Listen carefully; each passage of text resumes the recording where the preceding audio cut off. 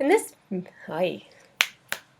In today's lecture on writing in this portion of our lecture on writing narrative, we're going to be looking at and considering the characters. One of the things that you might find as you're reading literature, or if you're watching TV, if you're going to the movies, a lot of things are driven by character, because that's one of the places where we can really deeply connect with the story, and one of the places where we can just really connect with what is happening, because we connect with to whom it is happening. Oh dear Lord. Today we're going to be looking at writing narrative focusing on characters. One of the most important parts of the story you're going to write are the characters that you include. So there are a number of things to consider as you start going about this, and I want to just get us started thinking about characters and how to create some interesting characters. So first of all, one of the things I want to begin with is Anne Lamott. Anne Lamott is a really engaging writer. She has such fantastic advice for first-time writers. If you haven't read her little book, it's a small volume and it's called Bird by Bird, and it's a really lovely one on writing. And she talks about plot, but she focuses here on character. She says that plot grows out of character. If you focus on who the people in your story are, if you sit and write about two people you know and are getting to know better day by day, something is bound to happen. So here, instead of deciding this is the plot line that I want to see, what's happening is you can do this as this kind of imaginative experiment of sorts, where you think about these characters. Perhaps you take traits that you see in those around you, people you know, or things that you've read, and you put some of those traits together. It's a good idea to hybridize when you're doing that. Then you can find out, okay, well, so I put this character in a certain situation, and a lot of it becomes that I'm almost chronicling, well, what does this character do? So getting to know your characters and thinking about characters can be a great way to get started on writing. So you might not need to write up a full-on profile of them, but here are some things that can help with that. So a few things. So credibility. Aim for the individual, but consider the appropriateness to a character. So you want to write someone who is individual, but you don't have to work so hard to set that person apart from every other single person anywhere at all. It's also a good idea to give your readers a little bit about that character's background. So we are interested. We want to know what the gender is. We want to know what the typical age is. We might want to know the race or nationality, the class, what period this is being written in, the region that this person is placed in, their profession, their marital status. All of these things are parts of the character that we want to know we're interested in, but if you give us a whole long list of it, it ends up feeling very inorganic. So finding ways to reveal some of those things can be a really great way to get us into understanding who this character is. With credibility, one of the things you also want to consider is the way that we also have mixed characters oftentimes. A character that's not credible might be too good. A character who's also not credible might be just plain evil and not have these kind of conflicting elements that can make for some really interesting characters. Consider too what motivates your character to action or to inaction. That's going to be one of the driving forces of your character. What is at that person's core? What makes that person tick?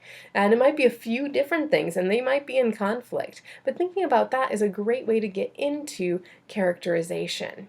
According to Cheryl Moskowitz in The Self as Source, one of the things that's so fascinating about trying to create a character is the tensions and the incongruities that we find in a character. So she says that one way to start generating characters is by going through and listing a number of qualities. You might use images, you might use actions that describe the incongruities in a character's personality.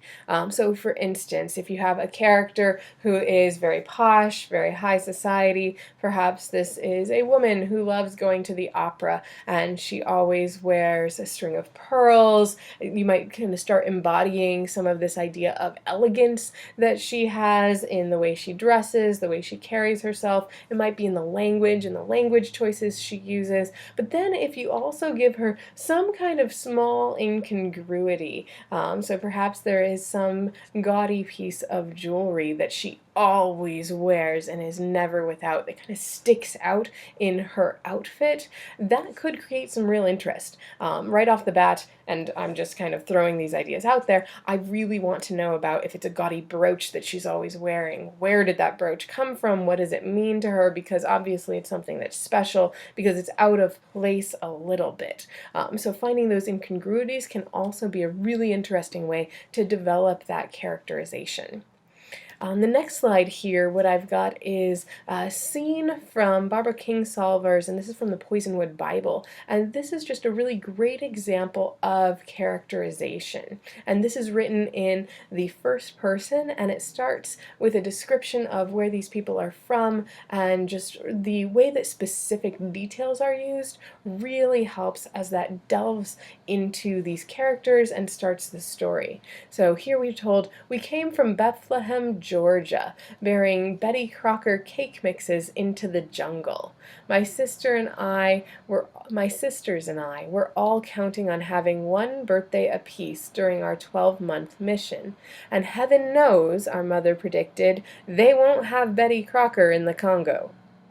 Where we are headed, there will be no buyers and sellers at all, my father corrected. His tone implied that Mother failed to grasp our mission, and that her concern with Betty Crocker confederated her with the coined, jingling sinners who vexed Jesus till he pitched a fit and threw them out of the church. Where we are headed, he said, to make things perfectly clear, not so much as a piggly wiggly. Evidently, Father saw this as a point in the Congo's favor. I got the most spectacular chills just from trying to imagine. So there is a lot that's happening here. And first of all, what you can see is I've actually taken just a small 2-paragraph section of this larger overall novel. And there are a lot of really great ways that characterization is happening. I feel like we're already starting to get to know these characters, and there are a number of them. So first of all, the narrator. We're getting to know her a bit as she tells the story. We can see that she has a little bit of maybe frustration, not exactly frustration, but she's amused at her mother and the way that her mother is focused on, we will need to get these Betty Crocker cake mixes and bring them along to the jungles. Her father also, and there's a vexed relationship there that we can see already. And the real kind of the push of this passage comes from trying to understand her mother and what her mother's like, her father, what her father's like, and the relationship that they have.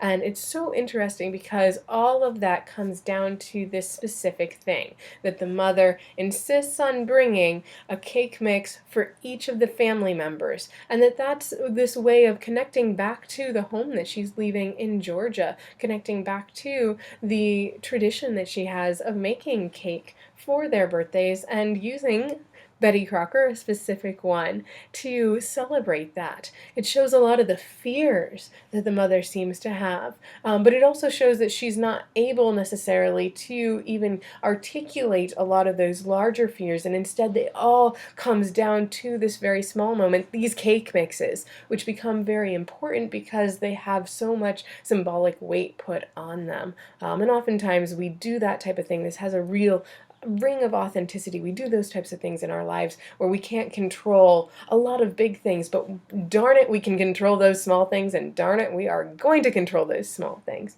So this is a really evocative passage.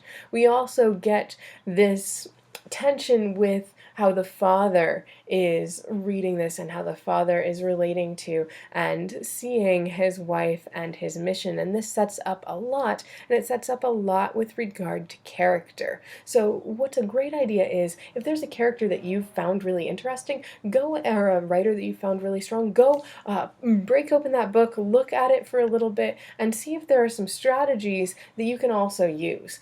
So a few strategies that we could use here that you might want to take that could be portable. One thing is bringing it down to the specific and finding something that's really specific where you can reveal a lot more than just, in this case, cake mixes. So that's a really great strategy. So that's one that you can pull and use. Another one is if you are having a first-person narrator, you can give a lot more of that background with guessing some of the motives. And so by guessing the motives or how the dad is feeling, right? So we have that his tone implied that mother failed to grasp our mission. That little part of a sentence really reveals a lot, and it's showing a lot about the father, but it's also a little bit sketchy, right? It's implied, it could be a misreading. So that's another really great strategy that you can use where one character is reading another character, and that helps us as readers understand that one a bit more. I want to leave you here with a writing exercise. This is a really great way to get started, and I know that getting started can actually be the hardest step, so that's why these little exercises can be so useful. And what I'm going to recommend here is that you begin with a relationship. So at the core of so many pieces of literature, so many stories, so many films, a lot of the ones that really stick with us and touch us, if you think about the story Up, at the core of that 10 minutes or a little less than 10 minutes perhaps at the beginning is the relationship between this man and the woman he loves, and this relationship as they grow through their married life together is at the core. Relationship is powerful, and so thinking about a relationship between two characters that you can put at the core of a story can be a great way, an excellent way to get started. So you can think about that in terms of what their relationship might be. Are they friends? Are they lovers?